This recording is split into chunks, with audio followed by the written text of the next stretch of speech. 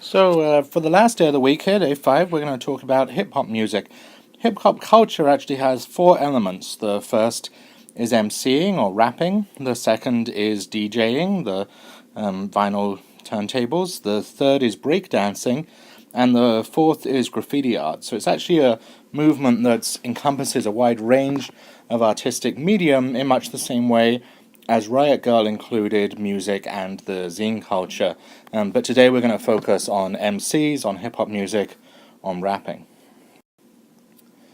So hip-hop starts in the early 80s, late 70s, and it starts in New York. It's a means of expression for people who have not had their voices heard in society. That's kind of the core of hip-hop. And then the second core of hip-hop is that it's party music, it's dance music. It comes out of these block parties that people had. Women are involved in hip-hop from the very beginning, as you'll see in the videos today. And there's a lot of talk. Often when people talk about hip-hop, one of the discourses or common narratives is the idea that it's violent or particularly sexist. And I encourage people to look beyond that. While it's certainly true that there is violent and sexist lyrics within a certain area of hip-hop, hip-hop's an incredibly diverse art form, and you have musicians of all different types expressing all different kinds of things. And so we're going to look at some of the women of hip-hop today, who some of them are relatively famous, some of them less so. Today we have the second media analysis. I have it wrong on the slide here. We also have the reading responses and virtual presence as normal. So the first set of readings today are about classic hip-hop. So we're talking kind of hip-hop of the 80s and early 90s here. The first is an introduction to some of the history. It's a video from a series that are the search for the GOAT, or the greatest of all times. They're about considering who is the greatest MC of all time and suggesting some of the women that might be contenders for that. The next 3 things are all songs. The first is Salt-N-Pepa, None of Your Business. Salt-N-Pepa were a very successful trio, Salt-Pepa and Spinderella. Spinderella's a fella, she's a female DJ, and they had best-selling albums, they had platinum albums, they won Grammys, so very significant early trio in hip-hop. This song is one you may be familiar with, but it's specifically about slut-shaming. It's about people taking inventory of women's sexual choices and rejecting that narrative and suggesting that women should get to make their own sexual choices. The second song is by Queen Latifah, another huge early important artist. She was a member of the Native Tongues movement, which includes Tribe Called Quest and other important hip-hop artists, and is kind of the founder of what is now like the Roots and Erykah Badu and that kind of area of hip-hop. This song, UNITY, Unity, by her was also very widespread, and it responds directly to some of the sexist language that people talk about in hip-hop, to some of the ways that women are referred to, and tries to move beyond that. One of the reasons I love this song is whenever, someone comes up now and says, oh, hip-hop's all sexist, I'm like, you know what, Queen Latifah was talking about that 25 years ago, it's okay. The third piece is by MC Lyte. The song is called Paper Thin.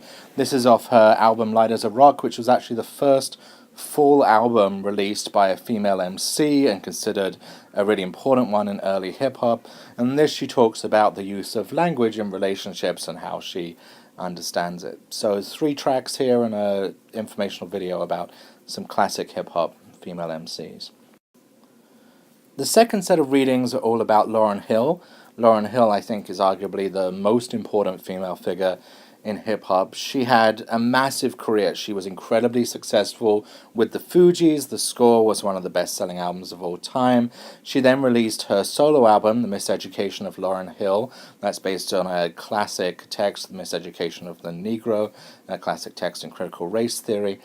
And Miseducation is a gorgeous album. If you haven't heard it, I really recommend doing so. And it was a massive commercial success. Following Miseducation, her next kind of large-scale project was to go on MTV and do the Unplugged series. and she produced an entirely new set of music. Unplugged is typically people doing, their already recorded songs, but she came on with entirely new music, and she performed it in a way that was very raw, that was gravelly, it was just her and a guitar. She's not a fantastic guitar player.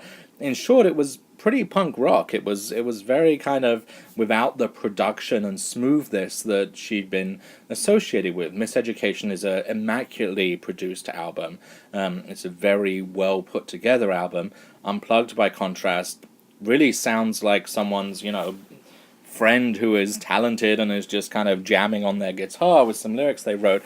In some ways, it's very much true to a more original hip hop aesthetic with the rap battle or people improvising lyrics. But it was shocking to people. It was very unsuccessful. People felt like she was being rude. She wasn't, putting her best foot forward, that she wasn't presenting herself as she should, that it was impolite to her fans to do this performance that clearly wasn't polished, that wasn't properly produced.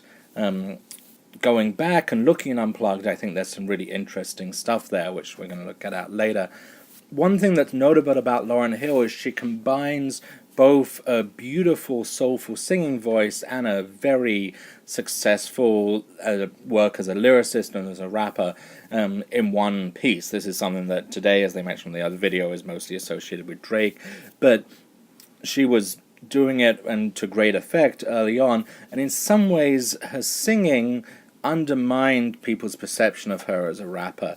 In particular, on Killing Me Softly with His Song, which was a huge hit for her, people really latched on to the beauty of her singing voice in the mainstream, and so in some ways her rapping got less attention. The first piece here is an article. It's by Talib Kweli, who himself is an important alternative MC, talking about Lauryn Hill, in particular talking about this issue of the way people were angry at Lauryn Hill for Unplugged and angry at her for not coming out with any more music or public appearances since she's effectively disappeared into private life. And there's a real sense that Lauryn Hill owes people something from some of her fans. And so he's answering that. And then the next two are both videos from Unplugged. Well, the second one isn't a video, but they're both from the Unplugged sessions, and you can get a sense of both the kind of rawness of them, right? She has this kind of rambling thing about the graveliness of her voice at the beginning of War in the Mind that shows perhaps why people had the reaction they had, but also I think the realness of them.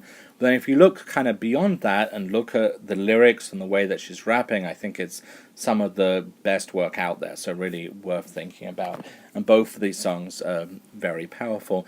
Mystery of Iniquity you may you may recognize because it was actually sampled by Kanye West on College Dropout, I believe.